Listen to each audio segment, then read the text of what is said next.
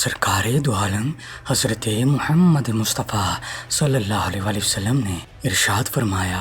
وہ شخص جو اللہ پاک کی راہ میں دو ہم جنس چیزیں خرچ کر لے گا، بس اس کو جنت کے دروازوں سے بلایا جائے گا،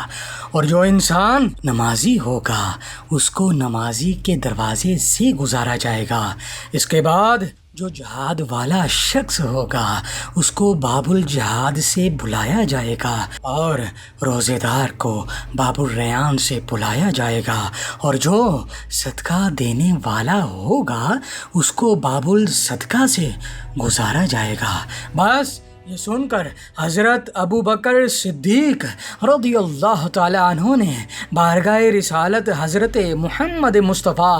صلی اللہ علیہ وآلہ وسلم میں عرض کی، یا رسول اللہ صلی اللہ علیہ وآلہ وسلم، میرے ماں باپ آپ صلی اللہ علیہ وآلہ وسلم پر قربان، کیا کوئی ایسا بھی ہوگا کہ اسے جنت کے ان تمام دروازوں سے بلایا جائے گا؟ بس یہ سن کر نبی کریم صلی اللہ علیہ وآلہ وسلم نے فرمایا، اے ابو بکر صدیق رضی اللہ تعالیٰ عنہ، ہاں، ان تمام دروازوں سے بلائے جانے والے آپ رضی اللہ تعالیٰ ہوں گے۔